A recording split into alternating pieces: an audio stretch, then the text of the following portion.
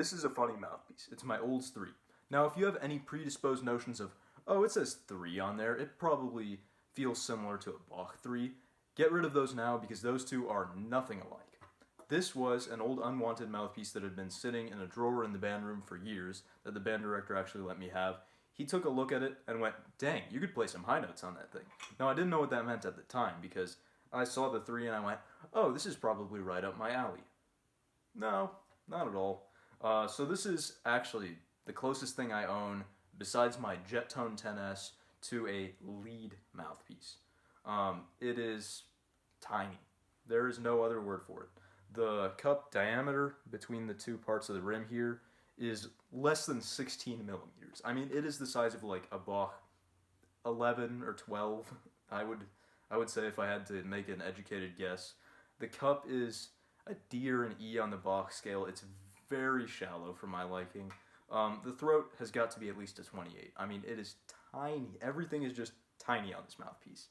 I don't really have any use for it besides sitting in my collection because I simply cannot play mouthpieces of this size, but it's a cool sort of piece of history. It's got this sort of almost bullet-looking design, somewhere between a regular mouthpiece and a megatone. It looks like it's got a little bit of extra mass. It's really nothing that noticeable. So let's not spend any time deceiving ourselves. This is a jazz mouthpiece. I think there's a good case to be made about why it's not a good classical mouthpiece, and I think the number of classical players who use something like this is about equivalent to the amount of professional commercial and lead players who use something like my classical mouthpiece, a 1.5A, for their lead work. I mean, that's a 17 millimeter diameter, a deeper than average cup, a nice wide symphonic backbore. It's a classical mouthpiece. And while I can use it for lead, why on earth would I? And similarly, why on earth would you use this for any classical playing? Especially if you don't play on sizes like this for me.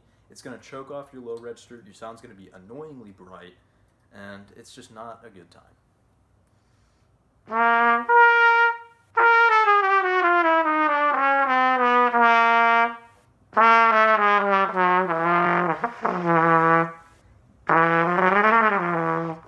Any semblance of darkness in my sound when I use this mouthpiece is the result of me opening my chops too much for the low register. It's just a very, very bright sound. It harms my flexibility because I have to use a sort of flubbed out chop set for the low register, and that makes it very hard for me to play high.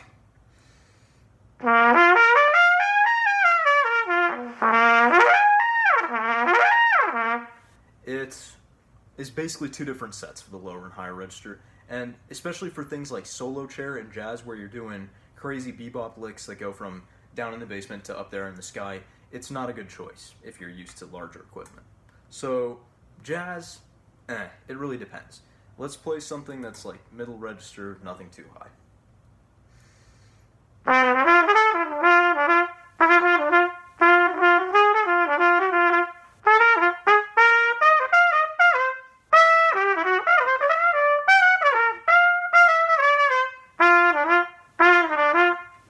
It's okay.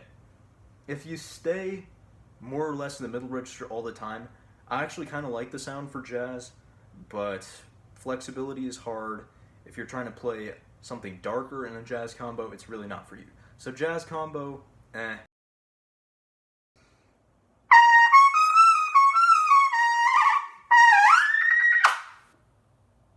Yeah, the high range sparkles. I mean, it is crazy. Especially double G and double A. Just, whew, it's crazy.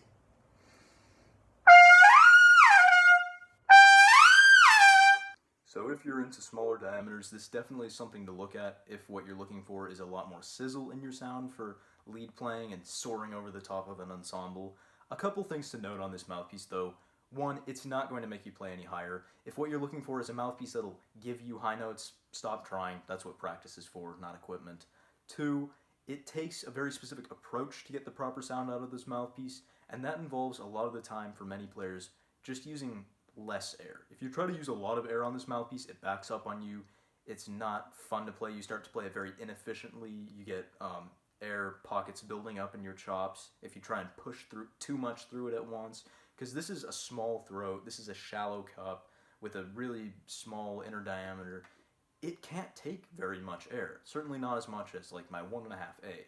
And that's part of my problem with this mouthpiece is I can't approach it like that. But if you can get that quintessential laser beam sort of airstream in the upper register, even though it doesn't increase your range really any measurable amount, it can really improve your sound with enough practice.